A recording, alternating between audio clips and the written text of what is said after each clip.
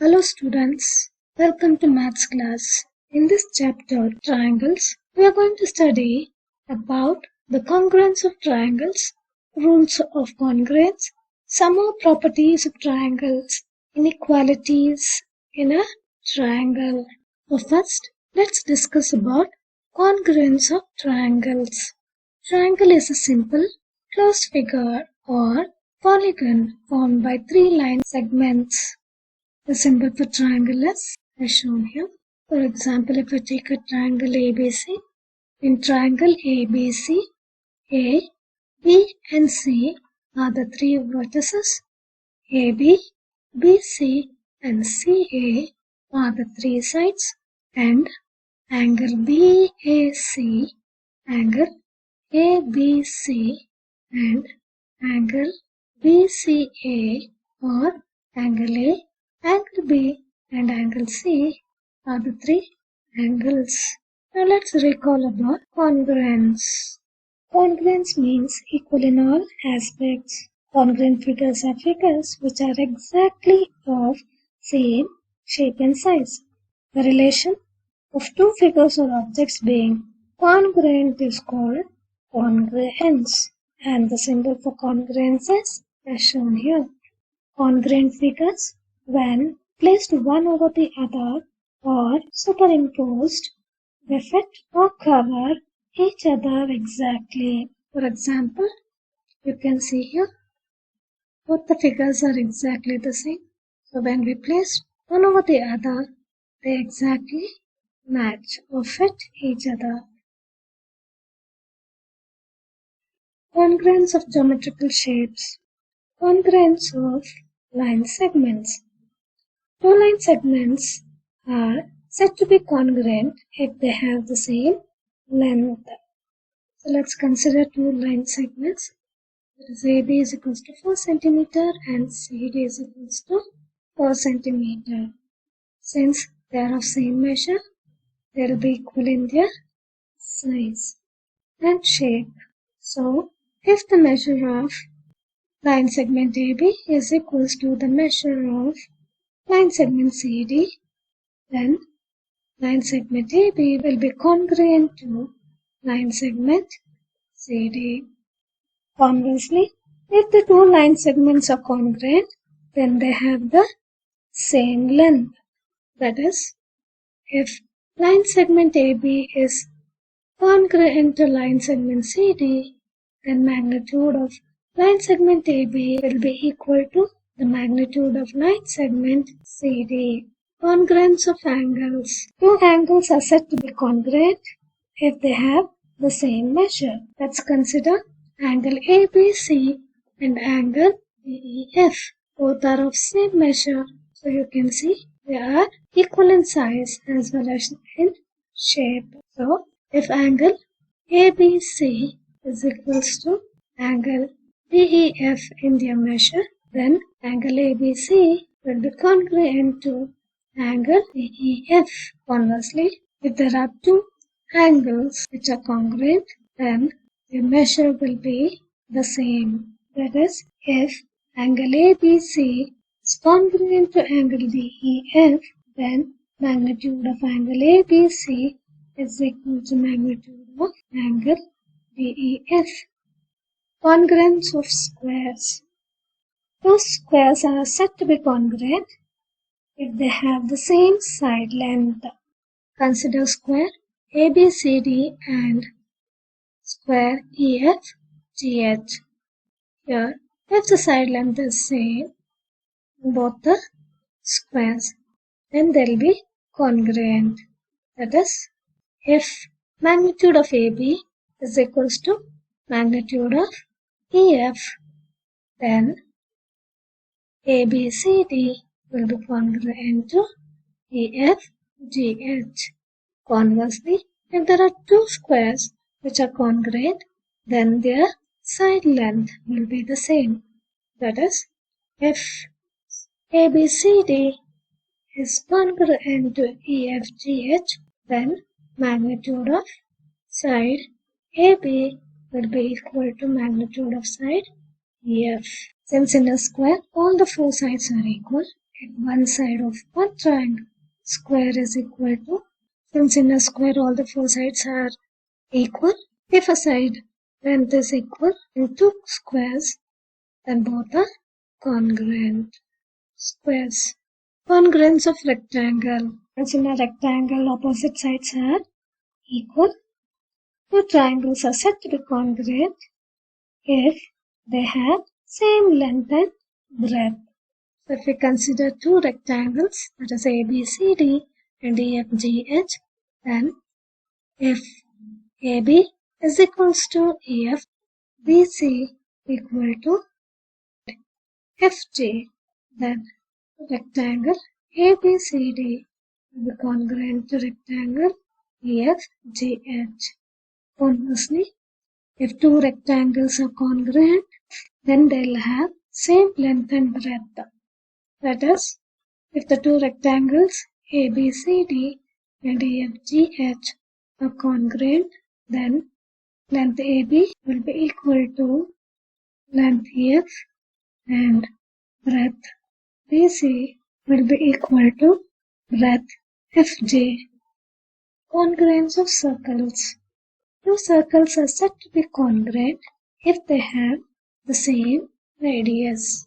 For example, if C1 is a circle of radius R1 and C2 is a circle of radius R2, then the circle C1 will be congruent to circle C2 if a measure of R1 is equals to measure of R2. That is, if R1 is equals to R2, then C1 is congruent to C2. Conversely, if two circles are congruent, then they have the same radius. That is, if C1 is congruent to C2, then R1 will be equal to R2. Congruence of equilateral triangles. We all know equilateral triangle is a triangle in which all the three sides are equal. Two equilateral triangles are said to be congruent if one of their sides are equal. So let's consider two equilateral triangles ABC and DEF. Here, if measure of side BC is equals to measure of side EF, then triangle ABC will be congruent to triangle DEF. So if any one side of one triangle, that is equilateral triangle, is equal in measure with any one side of the other, then we can say that both the triangles, that is equilateral triangles, are congruent. Conversely, if two equilateral triangles are congruent, then they have the same side length. That is, if triangle ABC is congruent to triangle DEF, then magnitude or measure of side BC will be equal to measure of side EF. Congruence of quadrilaterals. Two quadrilaterals are said to be congruent if 8 elements of one quadrilateral is equal to the 8 elements of another quadrilateral. These 8 elements are nothing but 4 pairs of angles and 4 pairs of sides. So let's consider two quadrilaterals, that is ABCD and EFGH. Now, if the measure or magnitude of side AB is equal to side EF, measure of side BC equal to FG, measure of side CD equal to GH, and measure of side DA equal to measure of side HE. And if the measure and magnitude of angle A is equals to angle E, angle B equal to angle F, angle C equal to angle G, and angle D equal to angle H, then quadrilateral ABCD is congruent to quadrilateral EFGH. These are the 8 pairs of corresponding parts which should be equal to quadrilaterals to be congruent. Conversely, congruent quadrilaterals corresponding parts are equal. It is in reverse. If the quadrilaterals are congruent, then the corresponding parts will be equal. So in general, two quadrilaterals will be congruent if 8 pairs of corresponding parts are equal. Now let's go for the next. Congruence of triangle. Two triangles are said to be congruent if the 6 elements of one triangle is equal to the 6 elements of another triangle. Let's consider two triangles ABC and DEF. Now, if magnitude or measure of side AB is equal to DE, BC is equal to EF and CA equal to FD, and measure of magnitude of angle A is equals to angle D, angle B equal to angle E, and angle C equal to angle F, then triangle ABC will be congruent to triangle DEF. Here, these are corresponding parts of the congruent triangle. So if all the 6 pairs of corresponding parts are equal, then we can say that the two triangles are congruent. Conversely, congruent triangles' corresponding parts are equal. That is, if the two triangles are congruent, then the corresponding parts will be equal. That is, sides and angles are equal. So in general, 6 pairs of corresponding parts should be equal for two triangles to be congruent. Now, if triangle ABC is congruent to triangle DEF, then vertex A corresponds to D, B corresponds to E, and C corresponds to F. Side AB corresponds to DE, BC corresponds to EF, and CA corresponds to FD, and angle A corresponds to angle D, angle B corresponds to angle E, and angle C corresponds to angle F. This is how corresponding parts of congruent triangles are shown. And CPCT stands for corresponding parts of congruent triangles. We use the short form CPCT to write corresponding parts of congruent triangles. There are certain conditions where instead of 6 pairs of corresponding parts being equal, if only 3 pairs of particular corresponding parts are equal, we can say that two triangles are congruent, or they are called criteria or conditions for congruence of triangles. Let's go for this.